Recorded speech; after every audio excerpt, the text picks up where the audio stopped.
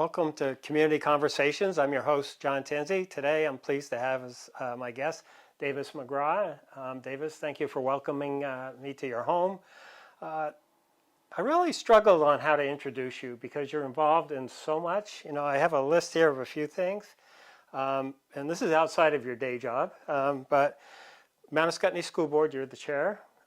You're on the board of Windsor On Air, Windsor Improvement Corporation. What Doth Life? You're very involved in that collaborative, music collaborative, and I'm sure there's many things I've missed. Maybe you can, how have I done for?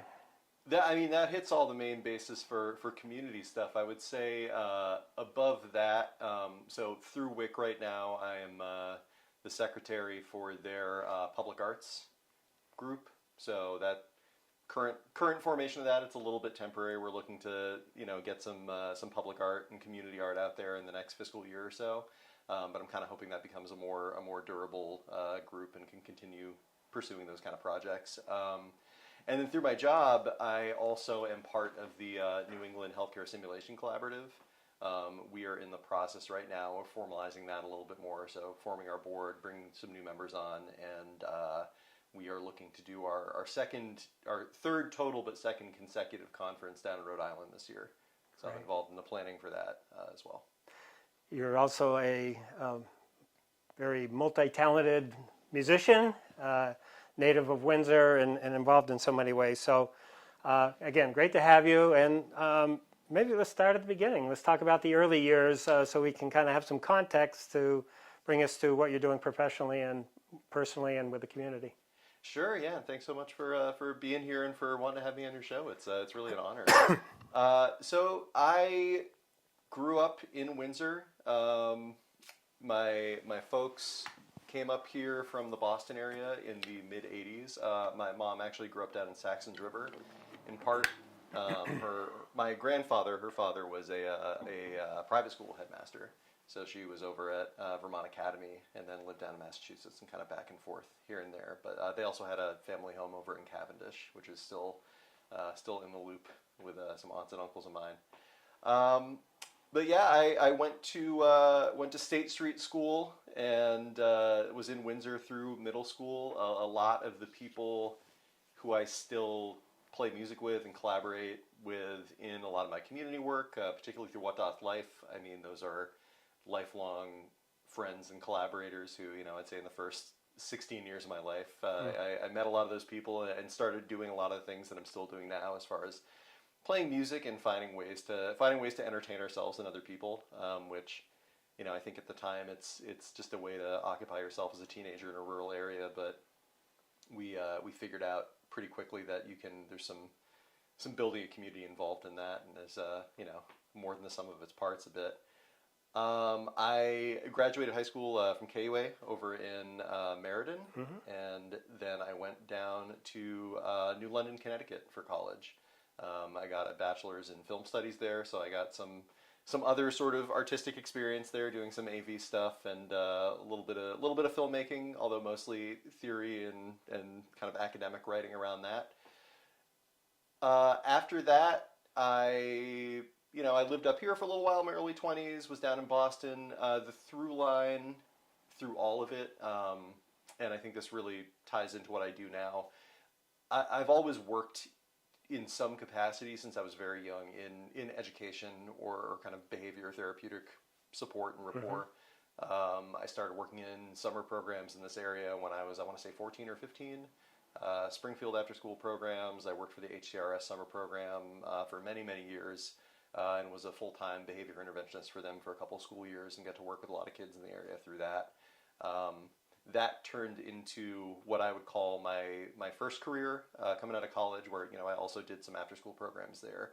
I worked at the New England Center for Children down in Framingham, Massachusetts for a little over 3 years. And what was that work like? What did that involve?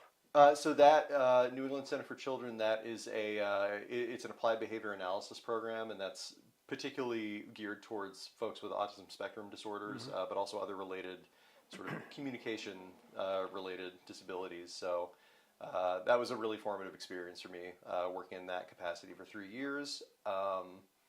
At the end of that, I sort of had this inkling. I started working on a master's in education, but through my experiences there and working in some school-based settings, it was pretty clear to me that I didn't want to be in that kind of direct service education long term. So didn't end up completing that degree. Came back up to Vermont because I wanted to kind of get up here and settle a little bit. It's a little harder to do that in the Boston area. And I ended up working in schools again, and then after a pretty brief stint over at Hanover Strings in Hanover, I ended up at DHMC working in their sim-based education program. And it was an interesting homecoming to education. I'd taken a few years off of that, like as a full-time thing, sort of just seeing what else was out there, what else I could pursue professionally. And finding my way back to that through simulation-based healthcare education has been really valuable and really enriching to me.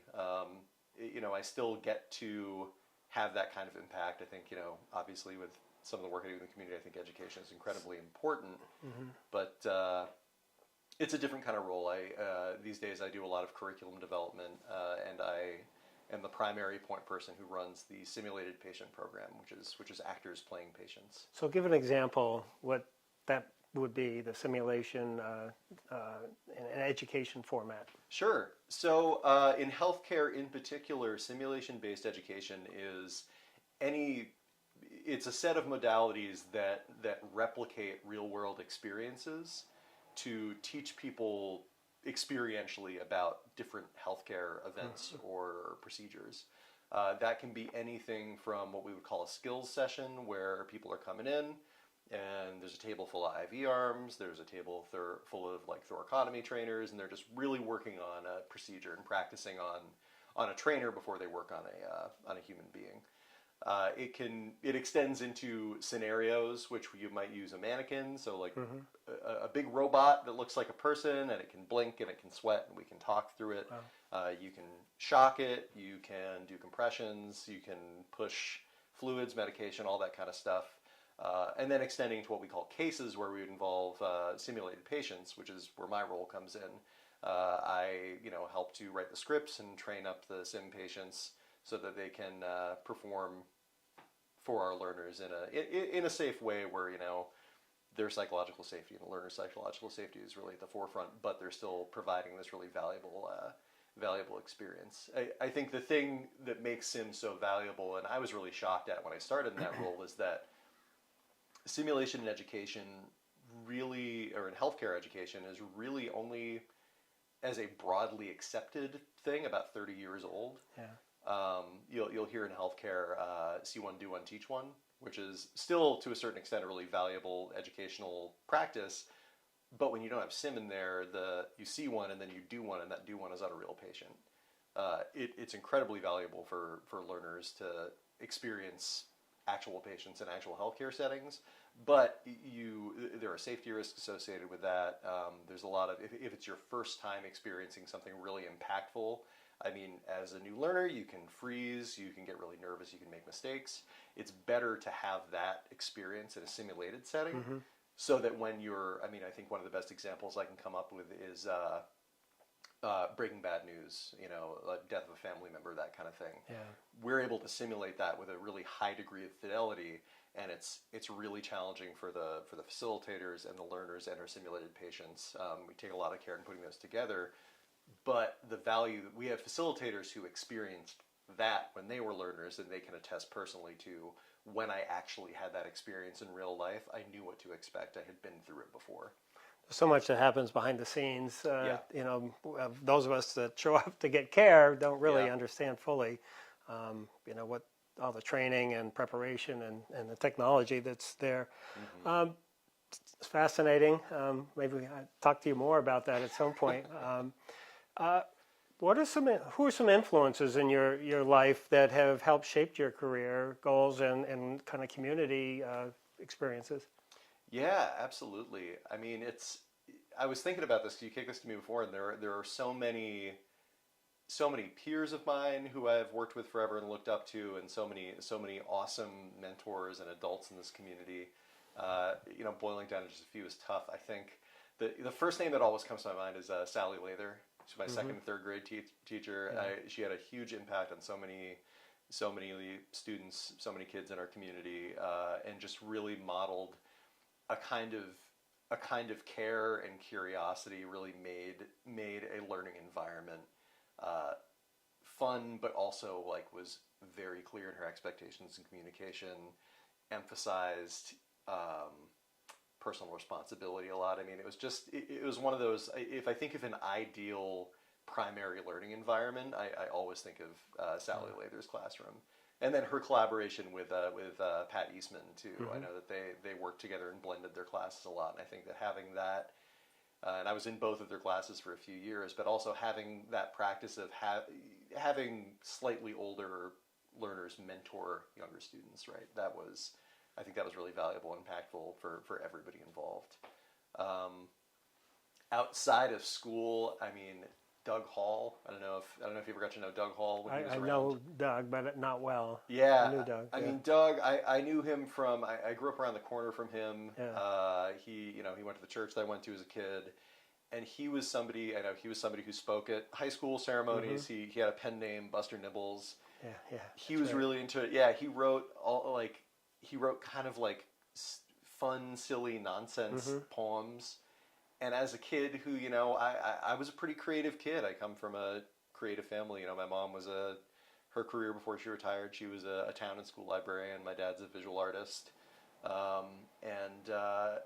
Doug was a mentor who could really say, he and my buddy Chris Goulet, he mentored both of us, and he encouraged us, learn some of this stuff. Like, he had us memorize. We both can still recite all of Jabberwocky by Lewis Carroll because of Doug. And just valuing those that kind of lighter, goofier, like kind of left field, left brain kind of stuff. It's important. The world can be really weird and scary and confusing and chaotic, and you can make your fun as an individual, right? You can bring some levity and challenge people with weirdness a little bit in a way that I think is constructive. And Doug brought a lot of care to that and was really, really influential. Interesting. Yeah, I didn't know him that well or in that way. I remember the Buster Nibbles piece, but that was cute. Are there, growing up around here, are there events or occasions that come to mind that kind of stand out as if we think about kind of some sort of touching the history of the community? Sure, yeah. I mean, I grew up going to a lot of basketball games, so I got to mention that. I still try to go when I can. It's not always as easy as I'd like, but my sister was a big basketball head, so I was either watching or hiding under the stands playing my Game Boy at tens and probably hundreds of games. But I think growing up in that environment, the way the community comes together for sporting events, it's really special. I think we have a really great culture of that in Windsor. When I still try to drop by basketball, soccer, football, anything I can. Sometimes I like to jog around town, so every once in a while I'll just catch one and stop and watch, a half or something. We also have a really great history of performing arts in town that's very much alive today. I think I could kick Julie Elward out there as another really strong mentor. Another person who was a neighbor. I kind of grew up around her, but I think that it takes a community to build that culture, but I give her a lot of credit for helping to really support that and bring the performing arts to where they are in our town now. And kind of like a sports game, when you put on that production, people come out, and it's a whole big cross section of people in the community. And even if it's not your thing, you get something out of it. You see the effort that those adults and kids are putting into delivering something really special. I think the last thing I'll throw out, and it's kind of, we have this sort of amorphous culture of like street fest, downtown events. I feel like that hasn't always had the same name or been quite the same thing, but I've always really loved when we do that. I think going back to when I was a kid, Heritage Days was really cool. Getting all the reenactors out and all the vendors and stuff downtown. But I think some of that DNA still lives on in Autumn Moon Festival, and that brings people in the downtown. You got your food, your music. A lot of people are tabling, drawing attention to local community efforts. And then Lafayette Day last year was really cool. It brought back a little bit of that reenacting, which I thought was pretty fun. Yeah, that was fun. So obviously, you're so involved in community. why is that important to you, and why is it important in general? Yeah, you know, I really, it's hard to find a way to say this without seeming a little bit kind of simplistic and like trite, right? But I really love this town. You know, I grew up here. I left for a little while, a couple times, but I've always come back to it. It was a running joke with some friends of mine in college. They were like, Windsor, Vermont is like this mythical place that you're always talking about. Right. That's, you know, because I'd be like, oh, we do all this fun stuff and we play all these shows and like, you know, there's always something happening.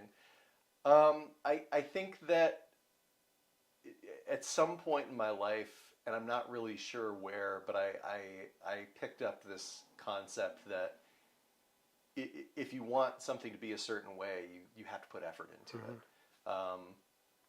And maybe probably the best or the most singular source of that might just be putting on shows since I was a kid, right? Whether it's theater, whether it's music. I think you can say sports events are kind of a show too, right? I did a lot of endurance athletics, and you train up for that. People come out and watch you, and it's somebody running into the woods and then running back out. They're still seeing something bring people together. There's a lot of work that goes into that. There's planning that you were talking about with Healthcare Sim. There's a lot you don't see behind the scenes, Right. and that applies to a community too. You know, things don't just happen. There's people who have to be on committees and go to meetings and have really hard conversations and make difficult choices to make all the good stuff happen. And I think in coming back to Windsor when I was, you know, in my late 20s, about a decade-ish ago, I had a little bit more of a sharp focus on that, and I really wanted to start to get involved, and then ended up getting involved in a whole bunch of stuff. Yeah, and let's talk about that. But I agree with you. I think that so much value in having those connections, and I think you know, what's challenging is finding the opportunities. And there's a great book I've talked about before. It's called Palaces for the People, and it's really about having the infrastructure in a community where people can come together and get to know each other and kind of humanize each other. And then you know, in this climate where there's so much division, it helps kind of lessen that, because you get to know your neighbors. A little bit harder to be kind of difficult with each other. And Yeah, absolutely. so the school, I think, does a great job with that, and through the various different organizations. I mean, events. Windsor on Air is a way to kind of get out into the community, like we're doing right now. You know, WIC is very much thinking about community development. So talk a little bit about, I mean, you're in school, WIC, school board WIC, what those like, I mean, how does that fit together? Or maybe, you know, highlight some of why those, you know, when there's so much else that's around too, which, but why are those important to you and also to the community? I mean, I think that all of the kind of volunteer, talking about them like extracurriculars, right? All those volunteer and board things, that it's a pretty big Venn diagram, and there's a lot of overlap between all of them. I think starting with the school board, because that I think is, you know, that's the most, it's the biggest time commitment. I think that's kind of maybe the highest profile, and in a lot of ways the most difficult one. You mind just reiterating the question again too? It's, you know, the various activities you're involved in that we've talked about, and I know there are others. You know, there's so much to do, and you've chosen them, right? And they're, so how does that fit into how you want to be involved in community? And then maybe talk about involvement in each one, you know, kind of what is it you actually do? Okay, yeah. I think, you know, getting beyond that, just that baseline concept, because in a lot of ways, like I come at a lot of it pretty simply, and it really is just, if you want to have the community that you want to have, you got to show up and do the work. With the school board, it really comes down to my experiences as a student in public educational settings, and then as a behaviorist in public education settings. I've seen that particular thing from a lot of different angles at this point, and by the time I was, you know, in my late 20s, I had you know, I'd been a student, I had been school-based special education, I had done special education in, you know, inter out of district placements, that kind of thing. So I saw a lot of that side of it, and when that opportunity came up, and there were a couple of different opportunities in around 2021, 22, where there were vacancies, there were appointments that had to happen, and I actually had applied 2 different times because I had people encouraging me to check it out. They knew my professional background, my skill set, and my sort of history in the town, and I saw it as just a good way to apply that knowledge and really that genuine care. I mean, I spend that much time working with kids. It's not because I don't care about cause I don't care about how those settings are for our kids, right? So it was a great way, not being somebody who worked in schools all the time. It was a way that I could continue that work from a different sort of standpoint. WIC directly spins off that. I'm on WIC because I'm the school board liaison, so that directly connects a lot of those efforts. We've helped to bring, I make sure that like the music program knows when we're doing a big music event. We've done a little bit of collaboration there too, making sure that for things like Autumn Moon, there's all that pumpkin painting, just helping to be a conduit to connect those efforts to the school community, since that is a really hugely important part of local life. Windsor on Air, I mean, I'm a film studies person, so like that kind of made sense. I have not really like an official long connection, but I remember when Windsor on Air started back in the 90s. I had friends who were station trainees back in the early aughts. I think Chris Goulet worked for the station for a while, so back when it was down in what used to be, Martha M. Davis's law offices upstairs, that building, we would help with the programming and all that kind of stuff.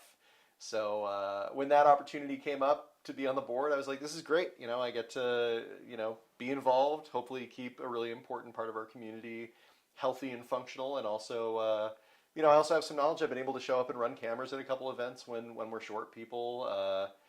And it's a good connection to What Doth Life, too. A lot of the people on that board are also What Doth Life, What Doth Lifers board people. I know President of Windsor on Air, Brendan D'Angelo, he's deep, one of the central people in What Doth Life, both as a sort of amorphous collaborative that started in 2009 and in the current nonprofit format, which has been going on for 4 months now. It's like talk a little bit more about What Doth Life and kind of what's that all about, and what are you engaged in now today with the collaborative? Yeah, sure. So What Doth Life, it started as a kind of reflection of the reality that there's always been bands that we've been in Windsor, going back to, I think the oldest one, right? McCash started in 1999, and they're still playing shows down at the station sometimes, which is crazy to me, but it's super fun. There was a realization around 2009, 2010. It's like there's all these different bands. It's all kind of different configurations of the same people. Like, what's the overarching thing, right? I don't take any credit. I think Brendan, Kyle, or Ryan came up with this. It was probably Brendan. But it's like, we should call it something. And, What Doth Life came from it was like a kind of a toss-off line from a show that he liked. So we just kind of started calling it that, and it was a little bit of connective glue that kind of held it all together. It was something that, we could use it as a promotional brand. I mean, we've been doing some version of What Doth Life Presents, What Doth Life Radio Hour, going back to 2010, 11, 12.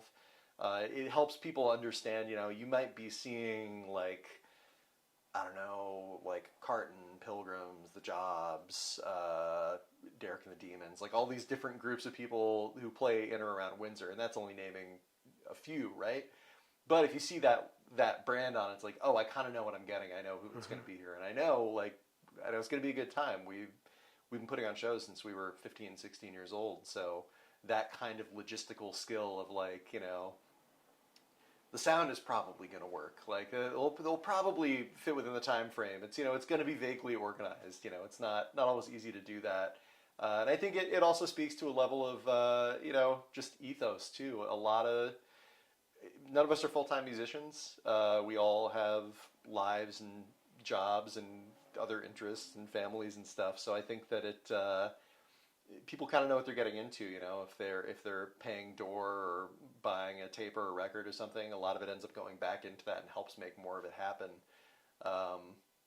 we also, for all our releases, and this is where I think I told you before we started recording, the joking tagline is, not quite a record label. So we have a cataloging system. So we started at, 001. So every release that's under that, you can look, and it usually has a little number. So Tim Knapp and Kyle Alarcon have kept the website alive, and you can look at all the different releases going back to 2010, 11. Yeah. But yeah, it's been a really great way to kind of keep everything together. And now under the 501c3 model we've come up with, it's more formally a way that we can we can fundraise, we can kind of build up some of our resources, and then help put on shows where artists can get paid. Right, that can be really hard to do specifically with independent original music. It's one thing, and I have plenty of friends who are. Oops, sorry, hit the mic there. I have plenty of friends who are, who play in cover bands and do all kinds of events. You can make money doing that, and it's awesome. It's a great way of doing things. It's totally legitimate, but it's a lot harder to get out there with original music. It's moonshot that you're gonna, fill 500,000 seat venues and get a record deal and make money off of it. So, but people do it because they love doing it. So we want to make sure that that creativity can still get out there. People have some resource coming out of it.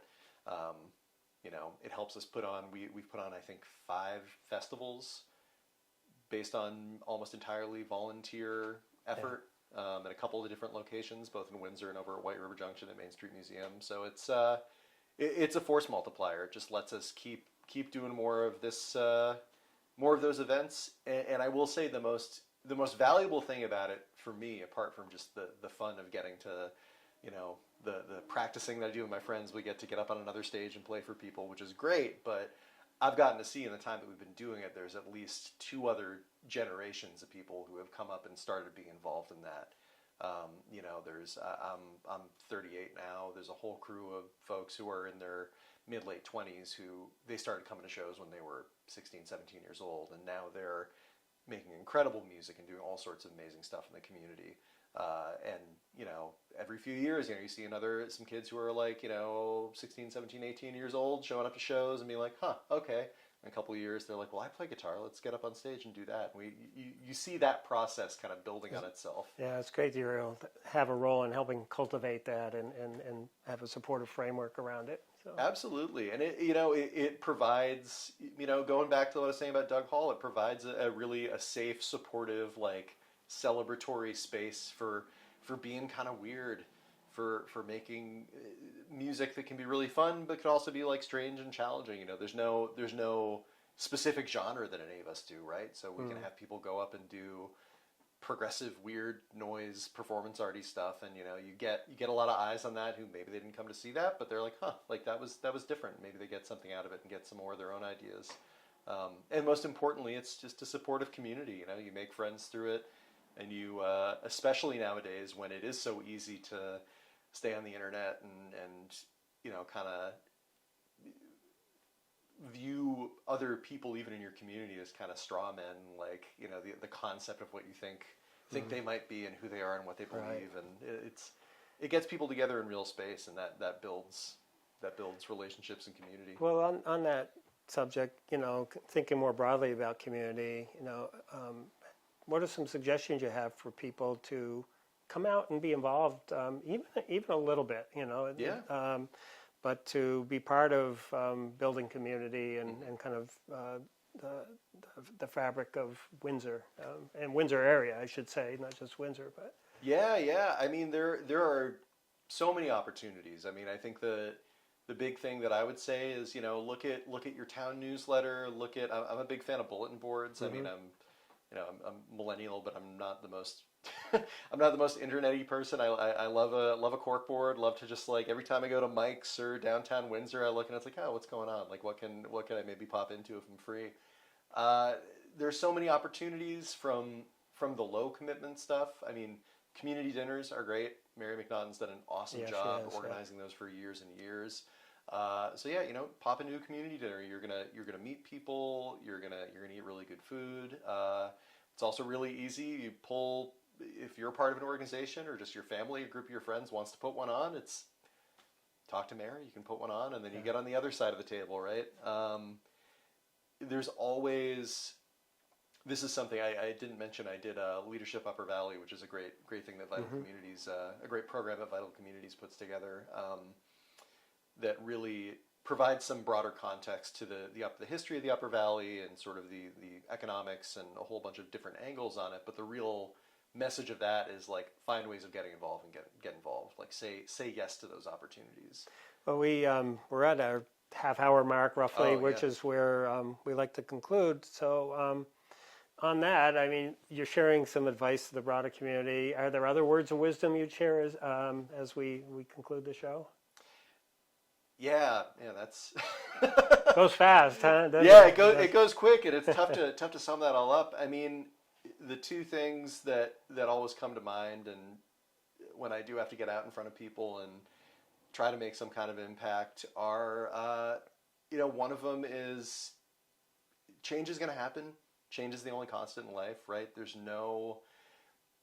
If you want something good, right, you have to pay into it. You have to show up, and that good thing might change how it operates or what it looks like. You can help shape the change rather than being shaped by it. Exactly, yeah. Just and be part of it. If you think it's a good thing, help more good happen. If you have questions, if you're concerned about it, show up, voice it, be a part of the process. It's sitting home and grumbling or wishing that more things would happen doesn't really do anything. And I think increasingly, like just yelling about it on the internet doesn't really get things happening. So, I much prefer to talk to people in person when stuff comes up as somebody who does have a leadership position, because it's valuable even if I'm not agreeing with someone, right? Because I learn from it. Keep hitting the mic. I apologize. I learn from it. Hopefully other folks learn from it, and I think that can be the doorway for getting involved. Breaking through and being like, I can show up, I can exercise my agency and get that out into the world. And I think the other one, and this is really simple, but it's just give people grace. Have a beat, take a breath, just try not to be reactive. I mean, because that's easy, right? It's easy to go with your inclination and just come at everything with some extreme of. This is great. This is awful. It's take a deep breath, stop, think about it, and move forward. And even saying hi to your neighbor that you drive by all the time or something is just even the small thing I think can help. Absolutely. Well, thank you so much. Thank you for all you do. You're very involved, and I think Windsor benefits. And again, I'd say the Windsor area we're so connected. Good luck, and thanks for coming on the show. Yeah, thanks so much for being here and having me on the show.